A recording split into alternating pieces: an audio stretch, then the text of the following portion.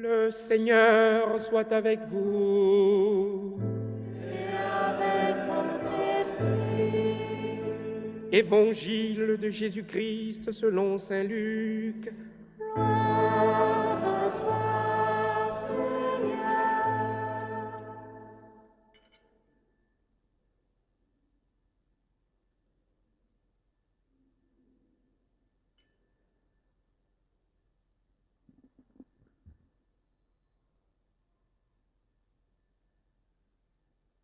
En ce temps-là, Jésus disait à ses disciples en parabole: un aveugle peut-il guider un autre aveugle?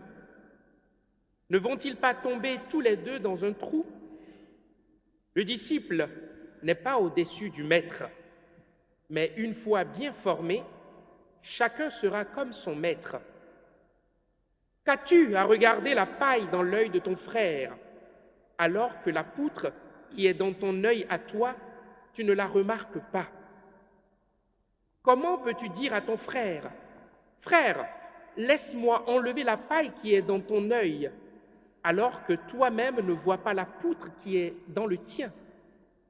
Hypocrite, enlève d'abord la poutre de ton œil, alors tu verras clair pour enlever la paille qui est dans l'œil de ton frère.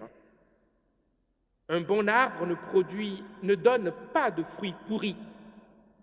Jamais non plus un arbre qui pourrit ne donne de bons fruits. Chaque arbre, en effet, se reconnaît à son fruit. On ne cueille pas des figues sur des épines, on ne vendange pas non plus du raisin sur des ronces. L'homme bon tire le bien du trésor de son cœur qui est bon, et l'homme mauvais tire le mal de son cœur qui est mauvais. Car ce que dit la bouche, c'est ce qui déborde du cœur.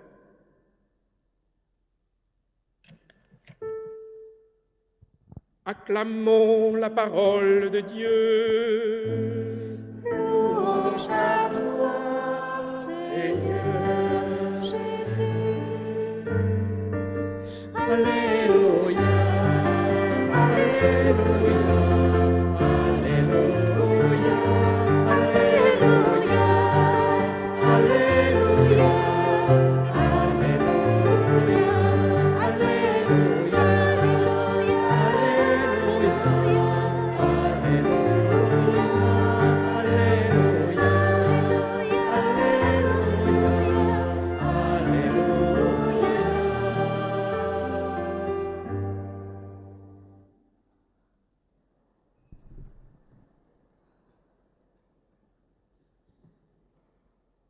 Bien-aimés du Seigneur, les textes que nous venons d'écouter nous introduisent à une forme de sagesse, celle que porte Ben Sira, donc le fils de Sira dans la première lecture, et celle que porte le Christ lui-même, enraciné dans sa propre culture. Mais alors, les paroles du Christ ce matin sont assez hétéroclites, je trouve. Parce qu'en général, quand je cherche à méditer, je cherche souvent un fil d'Ariane qui peut m'aider à constituer dans la logique des textes, on va dire une ligne droite. Mais j'ai eu du mal pour ce coup-ci. Quoique, j'ai essayé de trouver quelques lignes de lecture que je vous propose humblement. Les paroles du Christ ce matin semblent tout à fait évidentes. Un aveugle ne conduit pas un aveugle. Un disciple n'est pas plus grand que son maître.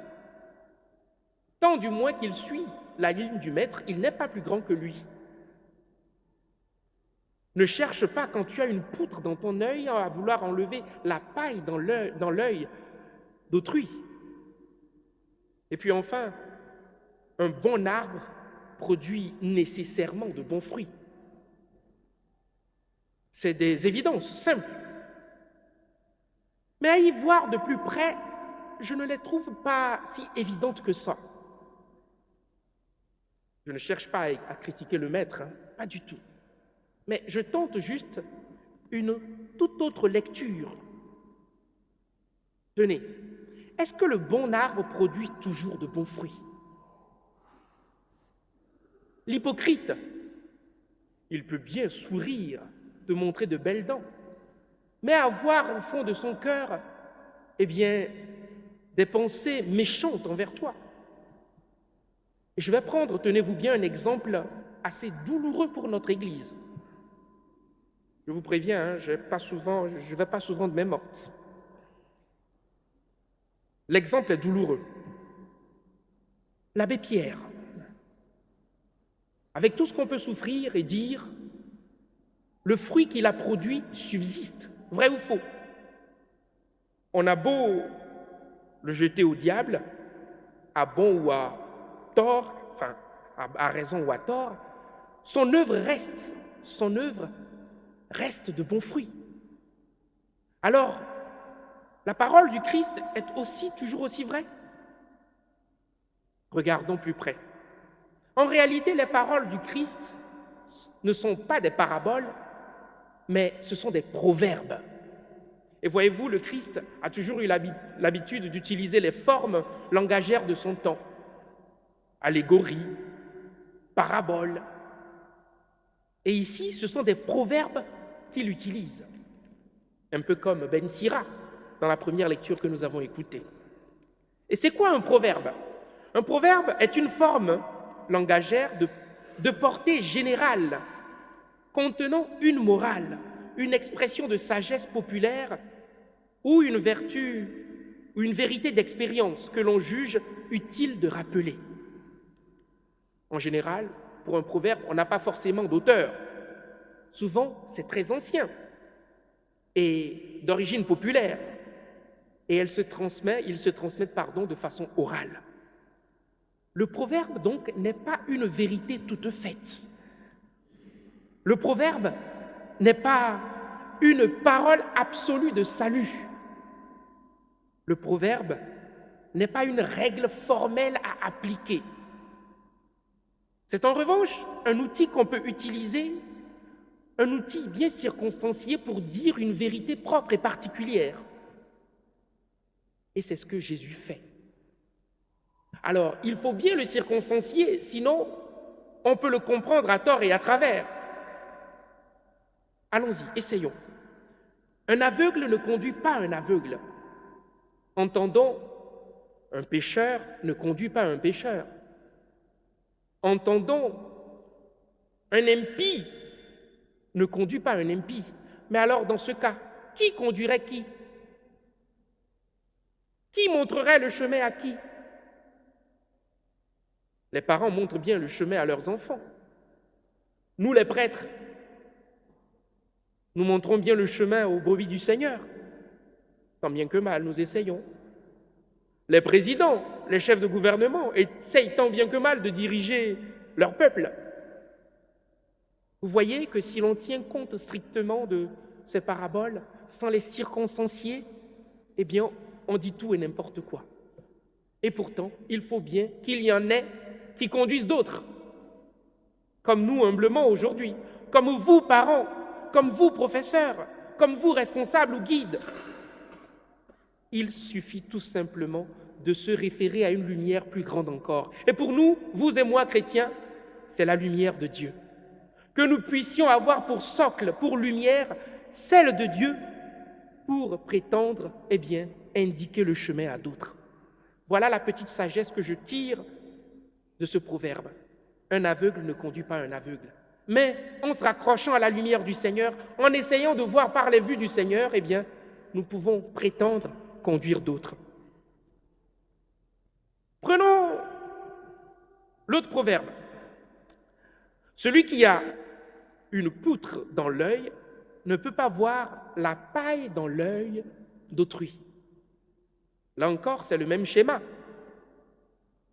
S'il faut attendre que tous nous soyons sauvés, que nous ayons une paille dans l'œil ou que nous soyons saints, avant de prétexter corriger l'autre, on ne s'en sortira pas.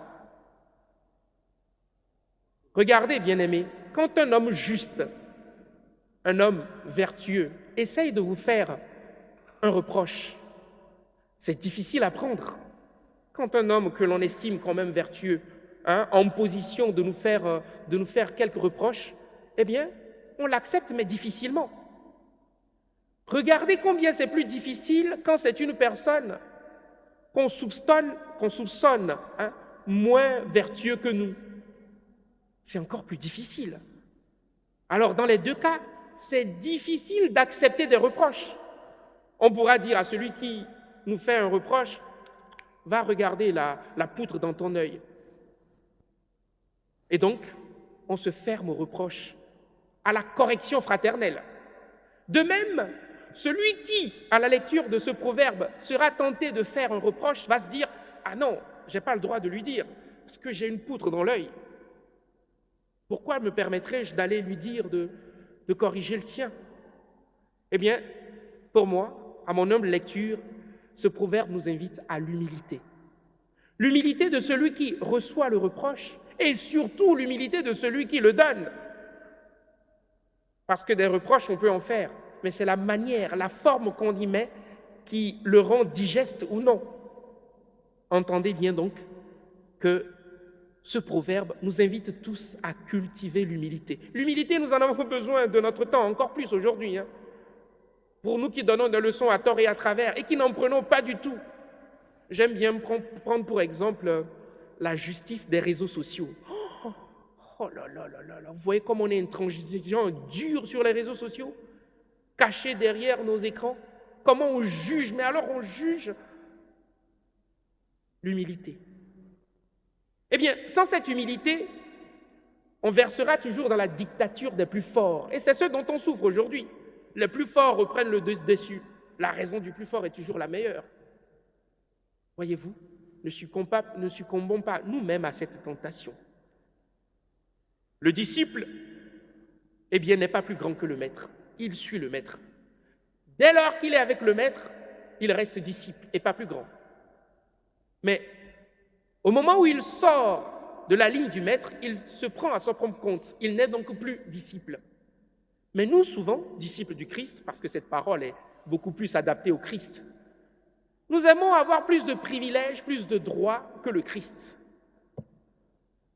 Les mystères que le Christ a connus dans sa vie sont les mystères, on les cite, joyeux, douloureux, glorieux et lumineux. Vous et moi, on est plus prompt à accepter les mystères glorieux et lumineux et joyeux. Mais les mystères douloureux, on laisse ça pour le maître.